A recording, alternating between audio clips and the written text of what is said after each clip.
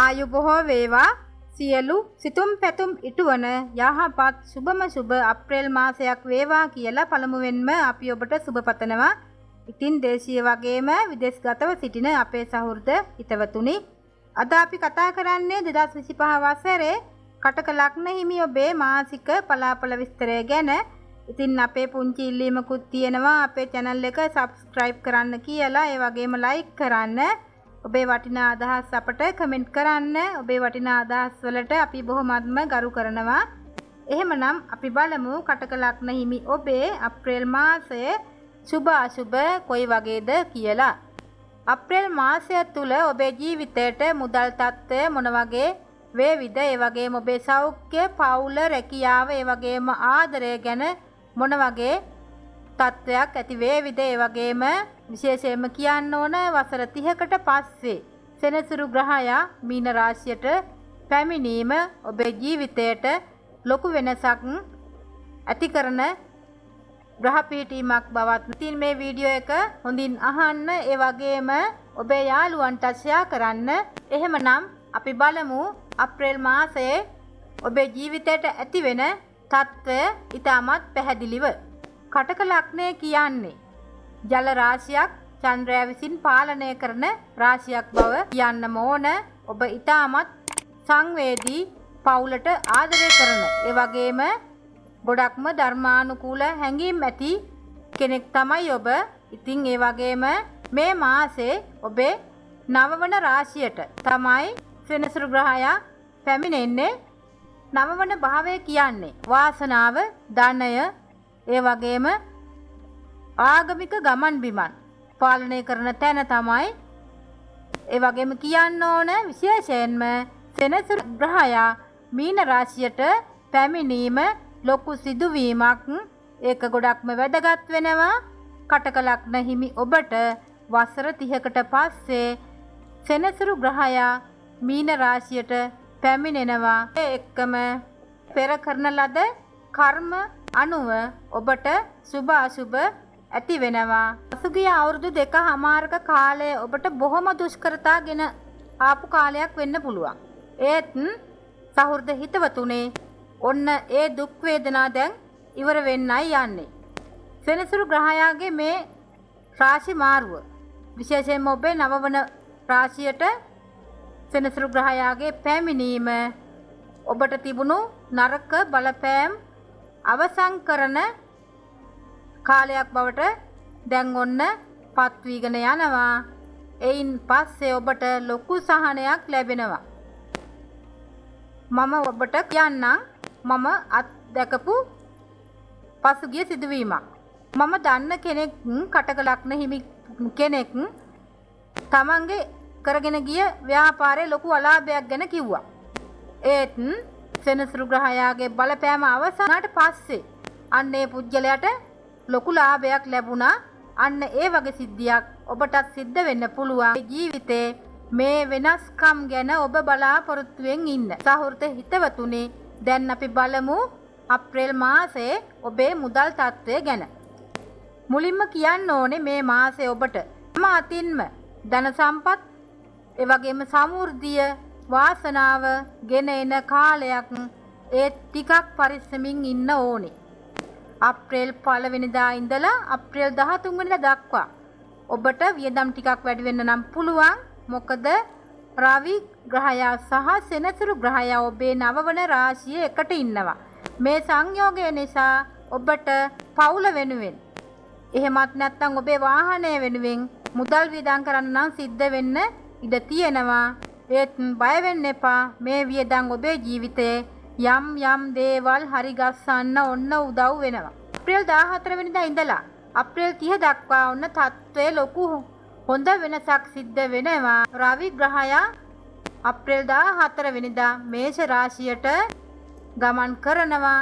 ඉතින් මේෂ රාශිය කියන්නේ රවි ග්‍රහයට ගොඩක්ම බලවත් උච්ච රාශියක්. අන්න ඒ නිසා ඔබට ගොඩක්ම මුදල් ලාභ ලැබෙන්න පුළුවන්. වගේම ඔබේ ආදායම වැඩි වෙන්නත් පුළුවන්. ඔබට බලාපොරොත්තු නොවෙච්ච මුදල් ප්‍රමාණයක් ලැබෙන්නත් පුළුවන්. ඒ වගේම ඔබේ ව්‍යාපාරයකින් හරි එහෙමත් නැත්නම් ඔබ ආයෝජනය කරන යම් කිසි මුදලකින් හරි ඔන්න ලොකු ලාභයක් ලැබෙන්නත් ඉඩ කඩක් තියෙනවා. මම ඔබට උපදෙසක් දෙන්නම්. ඔබේ කේන්දරය පරීක්ෂා කරලා බලන්න. ගොඩක් වෙලාවට ඔබේ ජීවිතේ ලොකු වාසනාවක් ගෙන එන කාලයක් තමයි මේ ඔබ පසු කරන්න සූදානම් වෙන්නේ. සෙනසුරු ග්‍රහයාගෙන් කිසියම් වූ අපල උපද්‍රවයක් ඔබට තියෙනවා නම් ඒවා මගහැරිලා යන්න ඔබ මහලු අයට යම් යම් අවස්ථාවල් වලදී පුළුවන් හැටියට ආහාර වේලක් දන් දීම, ඒ වගේම අතපය කුමක් හෝ මොකක් හරි හේතුවක් නිසා බැරුව එකතෙන් වෙලා ඉන්න, සාමාන්‍යයෙන් වාරු නැතුව ඇවිද ගන්න බැරුව එකතෙන් වෙලා ඉන්න, අන්න ඒ වගේ අයට පුළුවන් තරම් ආහාර වේලකින් සංග්‍රහ කරන්න. ඔබට අන්න එතකොට සෙනසුරු ග්‍රහයාගෙන් ලැබෙන අපල තියෙනවා නම් ඒවා මගහරව ගන්න පුළුවන්.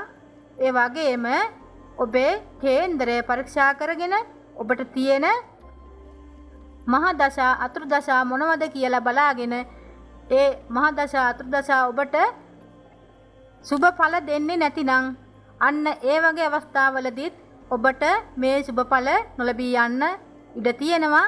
ඉතින් අන්න ඒ නිසා ඔබ ඔබේ කේන්දරය පුළුවනි නම් විතරක් පරීක්ෂා කරගන්න.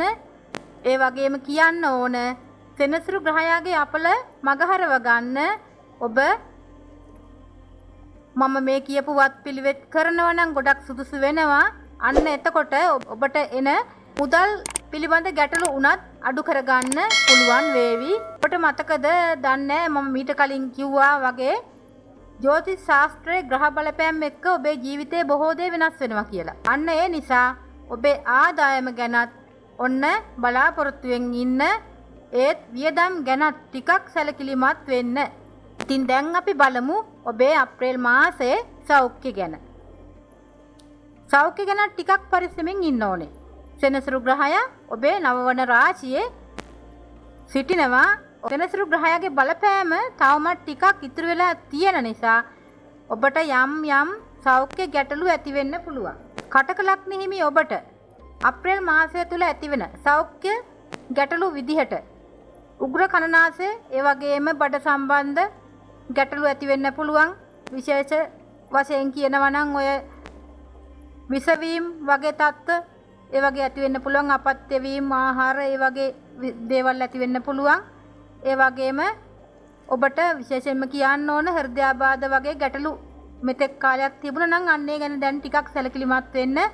පවතින ග්‍රහ තත්ත්වයක් එක්ක පොඩ්ඩක් ඔබේ සෞඛ්‍යයට අහිතකර තත්ත්වයක් පෙන්눔 කරනවා. හැබැයි ඒත් බය වෙන්න එපා. ඔබ ටිකක් ඔබට අසනීපයක් තියෙනවා නම් වෛද්‍ය උපදෙස් අරගෙන ඒ අනුව කටයුතු කරාට වරදක් නැහැ. ඒ වගේම ඔබ ගමන් බිමන් යනවා නම් ඔන්න ටිකක් පරිස්සමෙන් ඉන්න. කොහොම වුණත් සහෘද හිතවතුනේ බය වෙන්න එපා. මේ ගැටලු හැම එකක්ම తాවකාලිකයි. අප්‍රේල් මාසය ඔබට ලොකු සහනයක් ගෙනත් දෙනවා.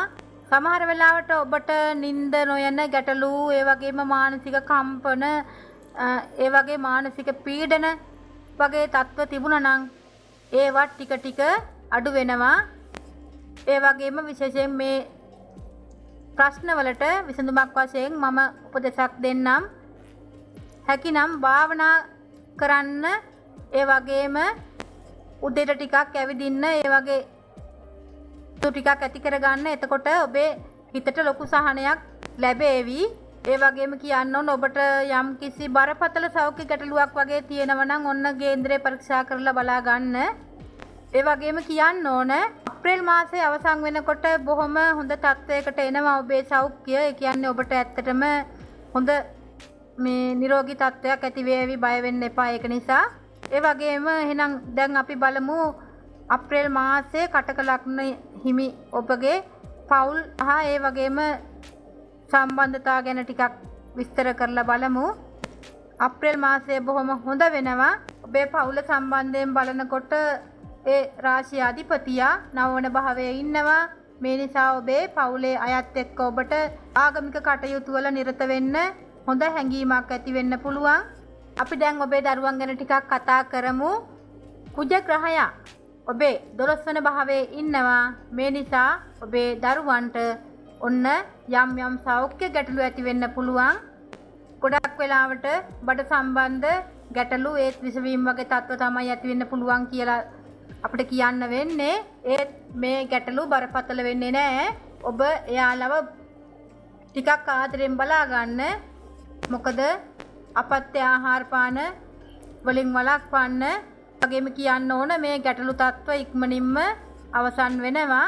මේවා తాවකාලිකයි. දැන් අපි ඔබේ විවාහ ජීවිතය ගැන ටිකක් කතා කරමු. අප්‍රේල් 1 වෙනිදා ඉඳලා අප්‍රේල් 13 දක්වා ඔබේ සහකරුත් එක්ක ඔබ ආගමික කටයුතු වලට නම් යොමු වෙන්න පුළුවන්. ඒ වගේ තත්ත්වයක් පෙන්වන්න කරනවා. ඒ වගේම කියන්න ඕන අප්‍රේල් 14 වෙනිදා ඉඳලා අප්‍රේල් 30 දක්වා සම්බන්ධතා තවත් ඔන්න ශක්තිමත් වෙනවා. ඔබට ඔබේ සහකරුත් එක්ක සතුටින් ඉන්න පුළුවන් කාලයක් තමයි මේ අප්‍රේල් මාසය. මේ අප්‍රේල් මාසය ඔබේ ආදරය තවත් ලස්සන කරાવી. ඒ වගේම ඔබේ රැකියාව ගැන බැලුවහම ගොඩක් වෙලාවට අප්‍රේල් මාසය තුල ඔබ ගොඩක් වෙහෙස මහන්සි වෙලා රැකියාව කරන අයෙක් නම් ඔන්න ඔබේ රැකියාව නිසා ඔබේ ජීවිතයට ලොකු ජයග්‍රහණ ඇති වෙන්න පුළුවන්. බ්‍රහස්පති එහෙමත් නැත්නම් ගුරු ග්‍රහයා ඔබේ 11 වන රාශියේ ඉන්න නිසා ඔබට ලාභ ලැබෙන මාසයක් මේක. ඔන්න බලාපොරොත්තු වෙන්න පුළුවන් ඔබේ රැකියාවේ ඔබේ තත්ත්වය ඉහළට යනවා. ඒ වගේම ඔබට ඉහළින් සිටින නිලධාරීන් ඔබට ප්‍රශංසා කරනවා. ඒ වගේම ඔබට ලොකු වගකීමක් ලැබෙන්නත් පුළුවන්. ඒ වගේම ඔබ ව්‍යාපාරිකයෙක් නම් අප්‍රේල් 5 වෙනිදා ඉඳලා අප්‍රේල් 30 දක්වා ඔබේ ව්‍යාපාර කටයුතු ඉතාමත් හොඳ වෙනවා. ඒ වගේම කුජ ග්‍රහය ඔබේ 12 වන භාවයේ ඉන්න නිසා ඔබට ඔන්න යම් වියදම් ඇති වෙන්නත් පුළුවන්. ගොඩක් වෙලාවට ඔබේ ව්‍යාපාරය සම්බන්ධ අලුත් තැරියා කිරීම වෙනස් කිරීම වගේ දේවල් සම්බන්ධ වියදම් වෙන්නත් පුළුවන්. ඒ වගේම කියන්න ඕන ඉතින් මේ වියදම් ඔබේ ව්‍යාපාරය ඉදිරියට අරගෙන යන්න ගොඩක්ම උදව් වෙන වියදම් වෙන්න ඉඩ තියෙනවා. ඒ වගේම මම ඔබට උපදේශක් දෙන්න කැමතියි. ව්‍යාපාර තීරණ ගන්නකොට ටිකක් බුද්ධිමත්ව ගන්න. අප්‍රේල් මාසය ඔබට ගොඩක් අවස්ථා ඒවි ව්‍යාපාරය ගැන තීරණ ගන්න. අනාගත ඉලක්ක ගැන හිතලා ඒ අනුව වැඩ කරන්න. ඊළඟට අපි ඔබේ ආදරය වගේම විවාහය ගැන කතා කරමු. ආදරය සහ විවාහ ජීවිතය ගැන අප්‍රේල් මාසය තුල ඔන්න ඔබට ලොකු සතුටක් ගෙන එන බව තමයි කියන්න තියෙන්නේ. සිකුරු ග්‍රහය ඔබේ 9 වන භාවයේ ඉන්න නිසා ඔබේ සහකරු එක්ක ඔබට ලොකු බැඳීමක් ඇති වේවි. අප්‍රේල් 1 වෙනිදා ඉඳලා අප්‍රේල් 13 දක්වා ඔන්න ඔබේ සහකරු ඔබට ලොකු බැඳීමක් තියෙන බව ඔබට පෙනේවි. ඒ වගේම ඔබේ සම්බන්ධතා තවත් ශක්තිමත් වේවි. ඒ වගේම අප්‍රේල් 14 වෙනිදා ඉඳලා 30 දක්වා ඔබට ඔබේ සහකරු එක්ක සතුටින් කොහේ හෝ ගමනක් බිමනක් ඇවිදින්න යන්න, Taman කැමති දිහාවකට Taman කැමති ප්‍රදේශයකට යන්න වගේ අවස්ථාවක් දෙන්න පුළුවන්. අන්න ඔබේ ආදරය තවත් ලස්සන කරන අවස්ථාවක් වේවි ඒක. ඔබේ සහකරු ඔබව තේරුම් ගනීවි.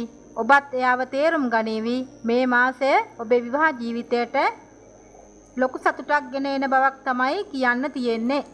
ඉතින් කටකලක් හිමි සහෘද හිතවතුනි, අපි බලමු එහෙමනම් ඔබට ඔබේ තියෙන යම් අපල උපද්‍රවයක් තියෙනවා නම් ඒව නැති වෙලා යන්න කරන්න ඕන වත් පිළිවෙත් මොනවද කියලා. වත් පිළිවෙත් හැටියට කියනවා නම් කියන්න වෙන්නේ එකතෙන් වුණු ඒ වගේම අතපය වාරු නැති එහෙමත් නැතිනම් වයස්ගත වූ අයට ඔබ ආහාර පාන වලින් සංග්‍රහ කරන්න. ඒ වගේම කපුටන්ට ආහාර දීමත් ලොකු පුණ්‍ය කර්මයක්. සෙනසුරු අපල ටිකක් අඩු වෙලා යන්න. තව දුරටත් ඔබ කේන්දරේ පරීක්ෂා කරගත්තොත් දක්ෂ ජ්‍යොතිෂ මහතෙකුගෙන් ඔබට දැනගන්න පුළුවන් ඔබ තව දුරටත් කළ යුතු වත් පිළිවෙත් මොනවද කියලා. තින් කටකලක්න හිමි ඔබට කිසියම් ගැටලුවක් තියෙනවා නම් ජ්‍යොතිෂ මහතෙකුගේ උපදෙස් ලබා ගන්න. ඔබට මේ අප්‍රේල් මාසය ගොඩක්ම ප්‍රීතිමත් වාසනාවන්ත මාසයක්ම වේවා. ලබන්නා වූ සිංහල දෙමළ හින්දු අලුත් අවුරුද්ද සතුටින් පිරුණු ප්‍රීතිමත්ම එකක් වේවා. ඔබට බුදුන් වහන්සේගේ ආශිර්වාදයත් ධර්මයේ රැකවරණයත් නිරන්තරයෙන්ම ලැබේවා. ස්තුතියි. සුබ දවසක්.